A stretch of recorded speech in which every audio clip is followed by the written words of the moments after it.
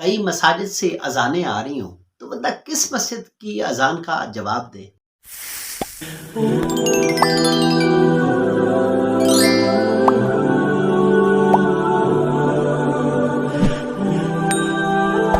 اور سارے ہمارے ایسے مسلمان بھی ہیں جن کو اذان کا جواب دینے کا طریقہ ہی نہیں آتا، ان کو ایجوکیٹ کرنے کی، ان کو باشعور کرنے کی، ان کو وہ سکھانے کی ضرورت ہے۔ اس حوالے سے علماء ہماری رہنمائی کرتے ہیں، آپ جہاں پہ رہتے ہیں جو اذان آپ کو زیادہ صاف اور صحیح سنائی دے رہی ہے اور پہلے آ رہی ہے، جس کی آواز آپ کی کان تک پہلے گونجی ہے نا، آپ اس کا جواب دینا شروع کریں۔ اب جواب دے کیسے؟ مسلم شریف کی حدیث میں یہ بات ملتی ہے کہ نبی پاک صلی اللہ علیہ وسلم نے اذان کا جواب دینے کا طریقہ بتایا۔ جو الفاظ مؤذن کہے وہی الفاظ اذان سننے والا کہے۔ بعض الفاظ کے جواب میں تبدیلی ہے، وہ بھی ہم سیکھیں گے کہ وہاں کیا کہنا ہے، اور پھر اذان کے بعد کیا کرنا ہے وہ بھی انشاءاللہ آج سیکھیں گے۔ جب اذان آ رہی ہو تو ہمارے جو سلف صالحین ہیں، نیک لوگ، اللہ والے، جو اللہ کے ولی گزرے ہیں، اللہ کے محبوب بندے گزرے ہیں، وہ اذان جب آتی تھی تو کیا کرتے تھے، اور جو ہم کرتے ہیں وہ ہم بخوبی جانتے۔ تو پہلے طریقہ سیکھتے ہیں، اذان کے بعد کیا عمل کیا جاتا ہے وہ سیکھیں گے۔ ان اللہ والوں کے حالات میں سے تھوڑی بات سمجھیں گے تاکہ ہمیں پتہ چلے کہ وہ لوگ اذان آنے کے وقت کیا کرتے تھے اور ہم اپنا بھی محاسبہ کریں کہ ہم کیا کرتے ہیں۔ لو جی، اذان شروع ہوئی، مؤذن اذان دینے والے نے کہا اللہ اکبر اللہ اکبر، ہم بھی کہیں گے اللہ اکبر اللہ اکبر۔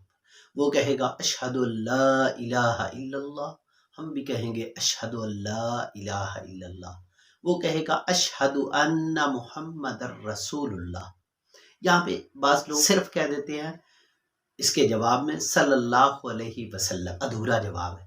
پورا جواب کیا ہے کہ اشہد ان محمد رسول اللہ بھی کہنا ہے، ساتھ کہنا ہے صلی اللہ علیہ وآلہ وسلم، کیونکہ جب نبی پاک صلی اللہ علیہ وسلم کا نام نامی اسم گرامی آئے تو حضور کا نام سننے پر چاہے جتنی مرتبہ بھی سنا ہے، ایک مرتبہ درود شریف بھیجنا واجب ہوتا ہے۔ اس لیے ایک مرتبہ تو یہ اس طرح جواب ضروری دینا ہے، اور زیادہ مرتبہ نام نامی اسم گرامی آئے تو جواب میں درود بھیجیں گے تو اپنا ہی فائدہ ہے۔ ایک مرتبہ درود بھیجنے کے اوپر 10 رحمتیں نازل ہوتی ہیں۔ تو صحیح جواب کیسے دینا؟ اشہد ان محمد رسول اللہ، ہم نے بھی جواب میں کہنا اشہد ان محمد رسول اللہ صلی اللہ علیہ وآلہ وسلم۔ اس کے بعد حی علی الصلاۃ حی علی الفلاح، دو مرتبہ جب یہ کہا جائے گا نا تو ہم جواب میں کہیں گے لا حول ولا قوت الا باللہ۔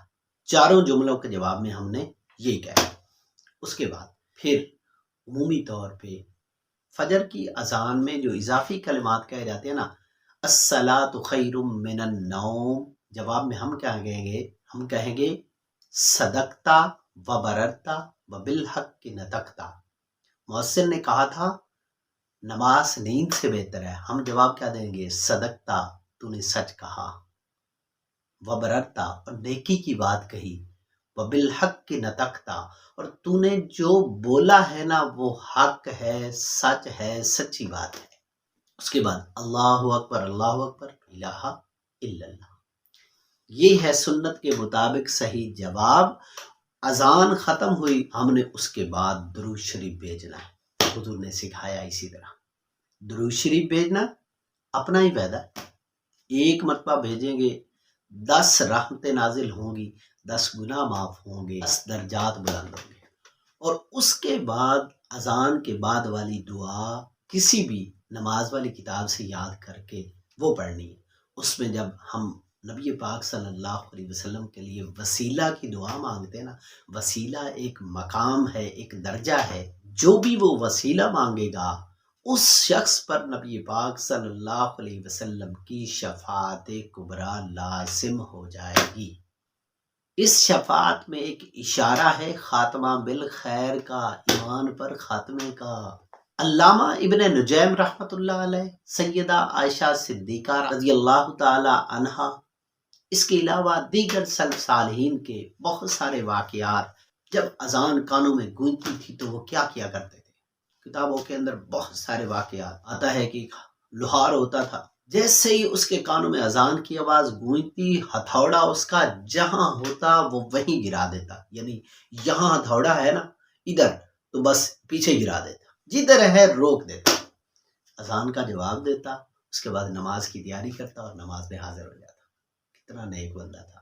فقہا نے اذان کا ادب ایک اور بھی بتایا کہ یہ تو کام روک رہا ہے نا، بلکہ فرمایا کہ اگر تم تلاوت قرآن کر رہے ہو تو تلاوت قرآن کو روک دو، اذان سنو، اس کا جواب دو اور اس کے بعد نماز کی تیاری کرو۔ اس حد تک حکم ہے۔ سیدنا علی المرتضیٰ رضی اللہ تعالیٰ عنہ کے بارے میں آتا ہے کہ جیسے ہی اذان کی آواز سنتے نا تو ان کا چہرہ مبارک، اس کا رنگ بدل جاتا، ان کا جسم کپکپانے لگ جاتا۔ پوچھا جاتا یہ حالت آپ پہ کیسے طاری ہوتی ہے؟ ہم بھی سنتے ہیں لیکن ایسا تو کچھ نہیں ہوتا۔